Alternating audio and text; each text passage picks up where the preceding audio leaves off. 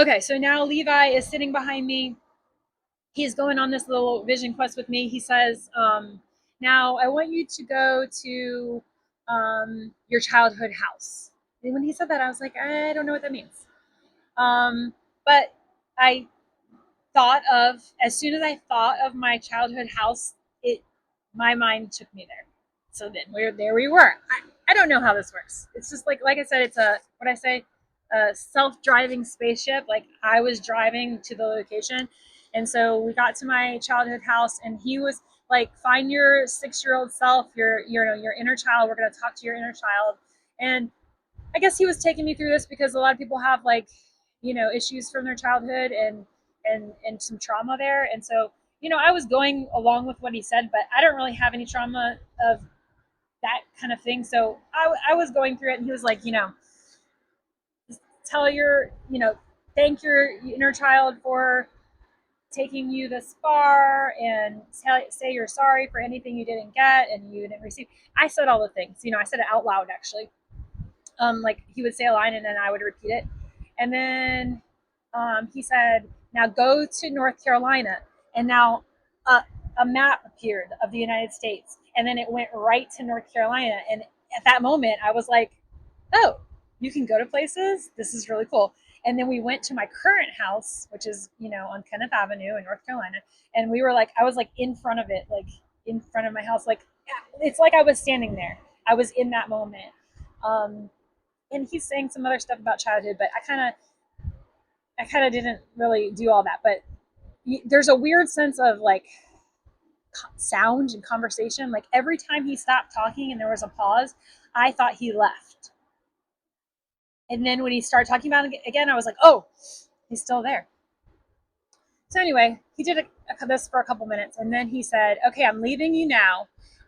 Go have fun. He's like, go anywhere you want to go. And he's like, and go to Gabon and see them doing the ceremony yourself. And I was like, okay. So he left, and I'm like, all right. So I was like, take me to Africa.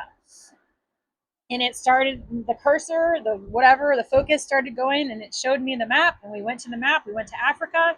And then I was sitting on a uh, wood stool type of thing. And then next to me is the Bwiti, tribe, and they got their full face music, and now I could hear the real music in the room that I was in, and it was like that same thing. Like they were doing that chant. I looked to the left, there's another guy. I looked to the right, there's like, and like we're all sitting in this circle, and it's nighttime, and there's a fire, and they're chanting, and it was just like, wow, this is where they do the ceremony. They're taking Iboga. And then I think the next thing I asked, and I don't remember where I asked to go. It was nothing of significance. I was just asking to go places.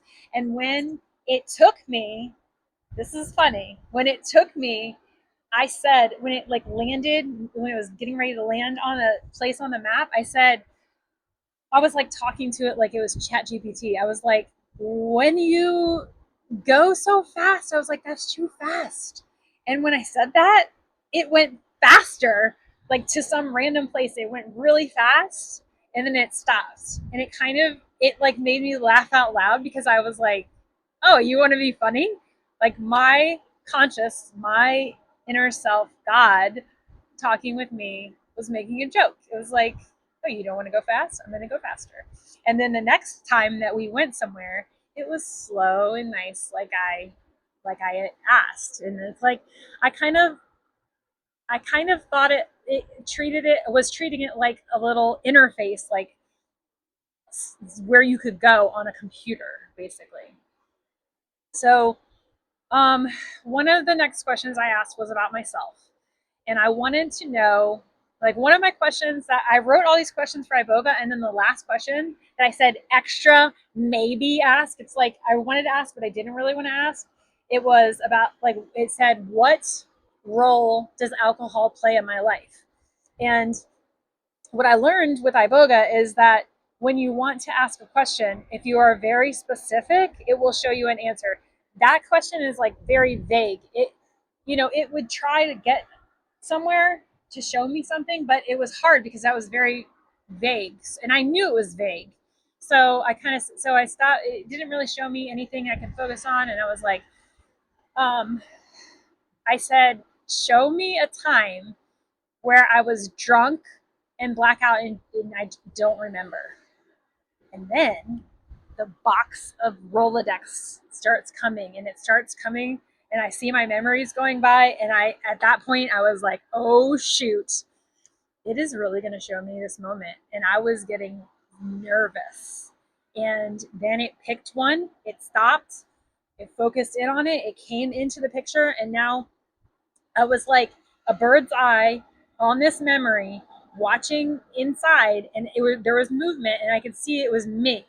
It was me, and I could see like my shoes, my feet, my legs. I could just see like a lot of skin, which makes sense because like whenever I'm drinking is usually here at the beach, and we're wearing swimsuits or like little clothing, or we're on the boat or whatever. So it was like gonna show me this memory, and I got scared and I backed out. I was like, I'm not ready for this. And, I kind of wish that hindsight, I wish that I would have stayed and saw what it, because I thought, man, if I see that, I won't be able to go back. Like, I'll be like, no, I cannot do that. But I was too scared to see it. So, anyway, whatever happened, I wish I saw it, but I didn't. Um, so then the next question I asked was, what is my most toxic trait? And that is a lot. That is a lot to take in. I didn't even know if I wanted to ask that, but I did. And it quickly started gathering images to show me, and it showed me one thing came on the screen, and it was a bottle of tequila. And I saw it, and I was like, no. And I was like, it's like, I don't know, it was so hard to hear because I'm not a daily drinker. Like I don't drink very often, and I also don't drink when I'm sad or mad. I don't drink because I had a bad day.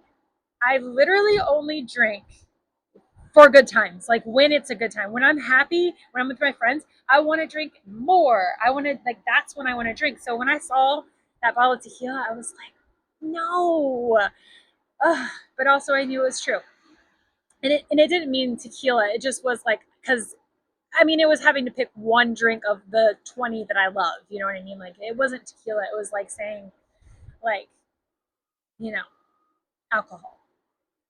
So that's a lot to unpack, and I'm unpacking that now. But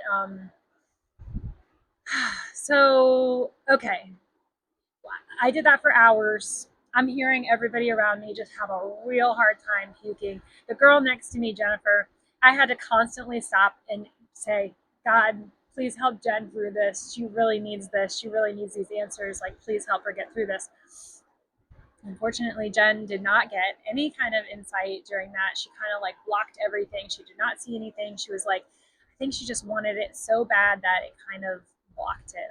I don't really know about her situation, but so in the morning when it became sunrise, as soon as it's sunrise, they turn off the music and they say, all right, we're coming to get you, and each of you are going to go to your room. So they come and escort you. You take your bucket, you take all your belongings, you go up to your room, and then you just have a very calm thing, and it's called Discovery Day.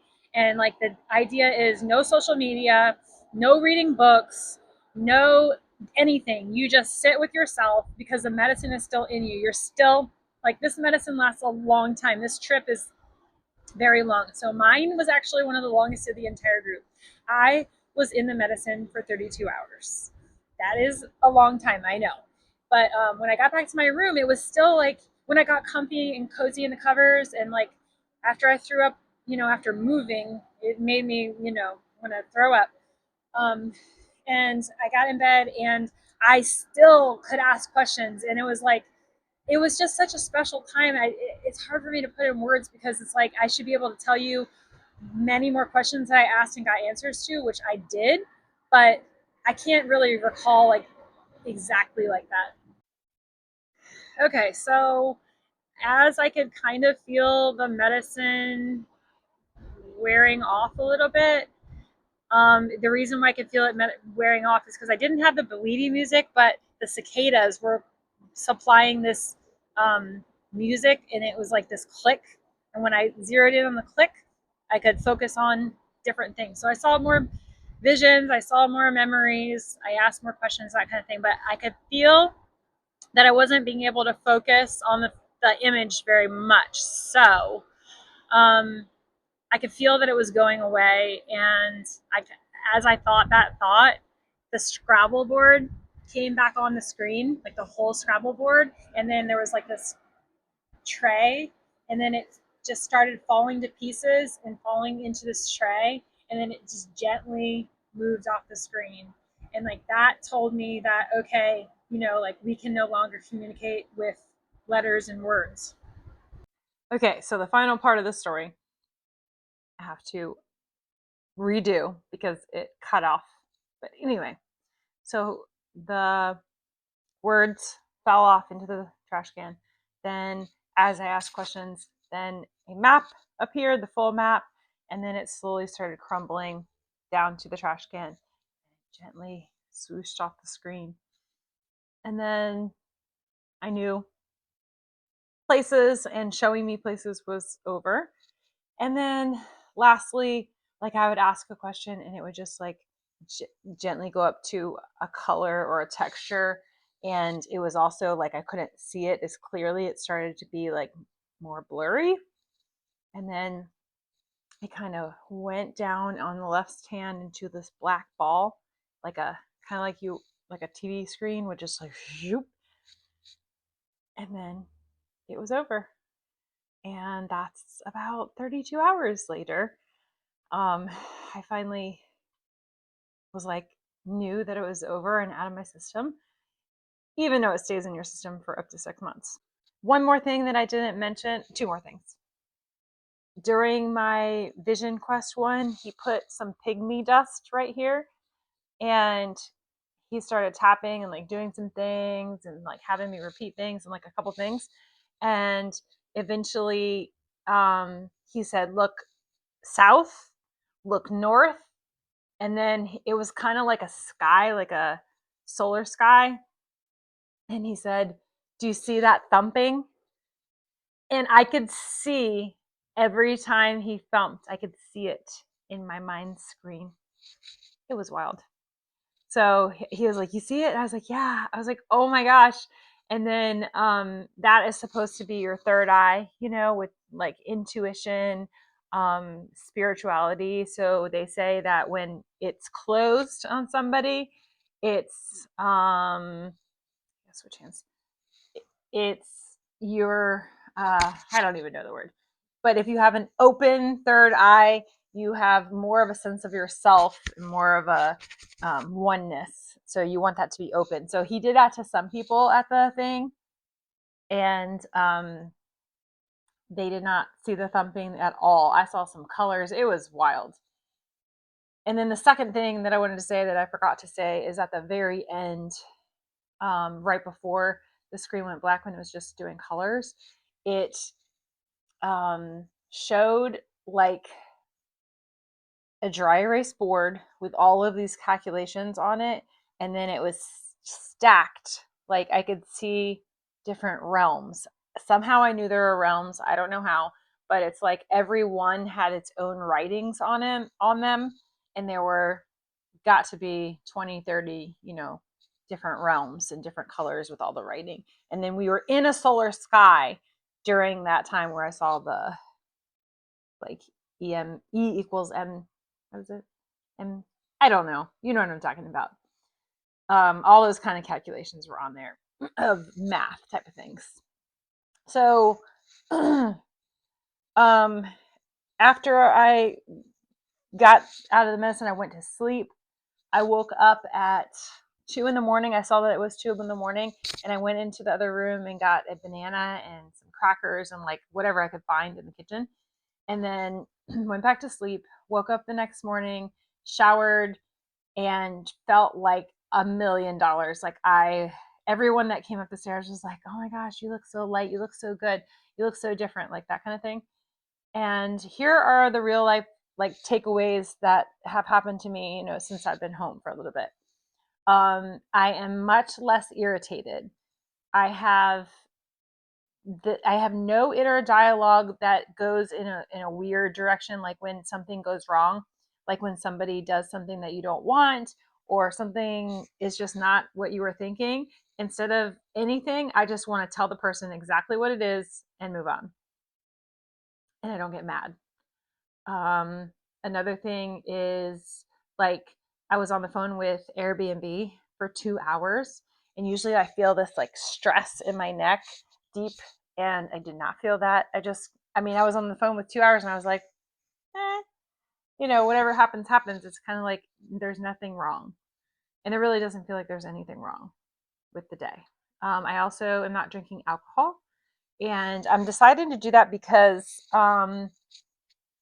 what I heard, I can't not hear, but I don't think it meant like I could never have alcohol. It's just that I can't let it to be in excess like that. And right now, um, they say that the medicine in you stays in you for 6 months, but if you drink alcohol, it washes it all out. So like you can be altered by other plant medicines and THC and mushrooms or whatever, but just alcohol is like the lowest form of poison that you can get to lower your vibration. So yeah, it's not for me, especially because my sleep's been amazing. And then the other takeaway, 50% of the people are Republican, 50% of the people are Democrat, give or take. And it's like nobody is bad, everybody is good. I don't know. I don't know how to tell you that I can see that, but I can. So I hope you enjoyed this long YouTube video, and I'm going to splice them all together and share this. And I also wrote this entire account on Substack, so you can look for me as Lisa is Local Rights. This medicine has the potential to give you a new lease on life and to not fear what's coming. There is nothing coming that God isn't with you to experience with. There's nothing that's too big for God. And God is inside you, whether you believe that or not. And it's not important, because when the time comes, you'll know. So this medicine really takes the fear out of what comes next, because I already know. I was already there to experience it, and this is a great place.